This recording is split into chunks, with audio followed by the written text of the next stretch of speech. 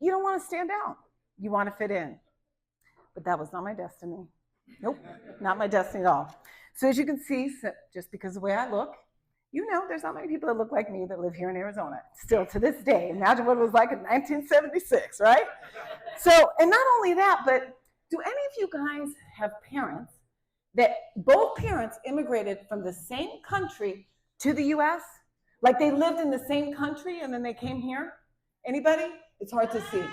Okay, yeah. You're going to relate, and you're going to relate to the story. Okay, so both my parents are from Haiti. And if you're not familiar with Haiti, it's in the Caribbean, and it's a French-speaking country. So they speak Haitian French, which is actually a language, and it's similar to French, but the accent and pronunciation of words are a little bit different. Plus, you have a Caribbean accent, right?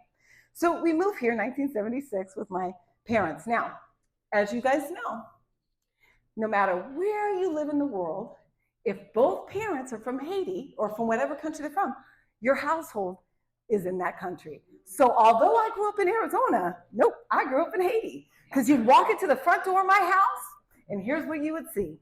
First, you'd see my dad. The few times he was home, he'd be sitting down, probably reading the newspaper, drinking a little bit of espresso, having a little bit of pate. And he was pretty removed. But anytime I would come up to him and be like, Dad, I didn't sleep last night, or tell him anything, or, I fought with Alan, my brother, whatever it would be, my dad's solution was one solution. You need a laxative. You need to sit on the toilet and you need to clean yourself. You need to clean. Now, both my parents spoke very good English, but they had accents, and especially my mom. So if you came over to the house, you'd see my dad and you'd see my mom, 5 foot, maybe 4'11", tiny little lady. But dear God, the wrath of Danielle, just hang on here. So my mom would be in the kitchen and she'd be probably making Haitian rice and beans and grillon, which is like fried pork. And you'd have French music playing. So my friends would come over, my American friends would come over and they'd be like, we're in Haiti now. And they'd be like, oh, this is what Haitian people do, right? And then, again, all I wanted to do was fit in. That was my goal in life. So let me give you an example of how that didn't work out for me. So I'd be in the neighborhood. We lived in a neighborhood. We didn't live in an apartment complex, so we had houses, right?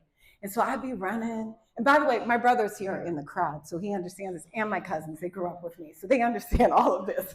So we'd be running, and, I just wanted to fit in. So I'd be playing, having a good time. And all of a sudden, you hear this, Daphne!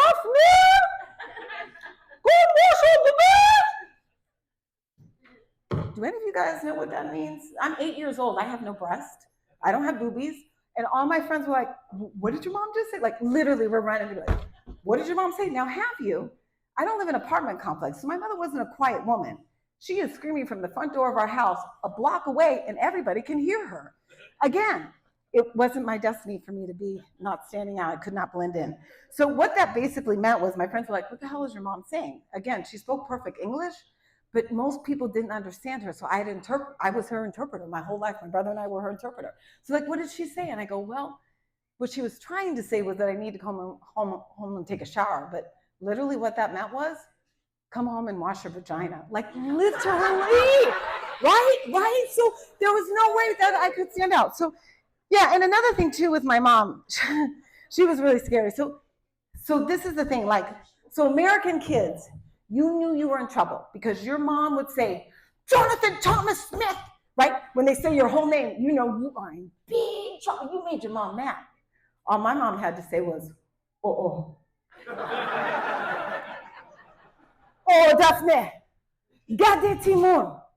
So one day in high school, I was a little troublemaker.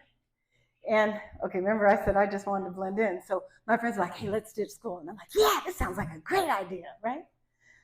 Okay, well, you know darn well that there were not many kids in my classroom that looked like me. So when I missed school, they knew I ditched, right? So my mom got a call from Dean Connors saying that I ditched school, right? Well, I'm thinking, because I think I'm slick, I'm thinking that I got away with it. So I'm coming home, acting like I, throw down my backpack. Oh, Daphne, come here. Sit down. Now, first of all, my mother screamed. That's all she did. But not today. No. Oh, Daphne, sit down. So I get a phone call from Dean.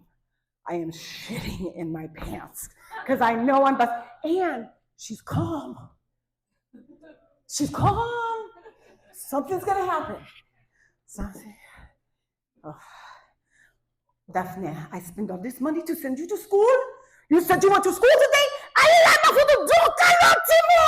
So what she does, and sorry, I don't mean to yell, but I have to act out who she is and the wrath of Danielle, 4'11", screaming. And when she gets angry and she loses her emotion, she spoke French. So you didn't understand half the things she said in English, and then when she speaks French, I mean, it was just, and it was a full night. And sometimes you get a plate thrown at you, sometimes she'd throw a foot, but it was a long night. But interestingly enough, about, I got suspended. So then maybe like a week later, I come back to school and Dean Connor calls me in his office. And he says, hey, Daph, come on in. Sit down, let's talk. So listen, you got a lot of talent. You got a lot of future, but you need to stop getting in trouble. Like, you got leadership, but you got ring leadership. You need to turn it around and you need to lead because you're going to be something someday. Oh my God. I was like, wow, okay, this is cool. Like, Dean Connor thinks I'm going to be something special. Oh, hell no. Let me tell you what happened. So remember that day that I said that my mom called Dean Connor? And he called to tell her that I ditched school? Well, what I later found out was when my mom was done listening to Dean Connor, my mom said, oh, Dean Connor! There are 500 kids in your school, and you pick on my one child. And that was it. And then, let me finish this real quick.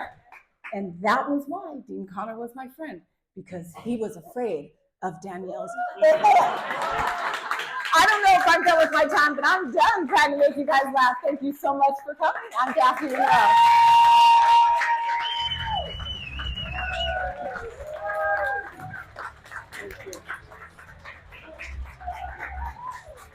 One more time for Daphne Monroe.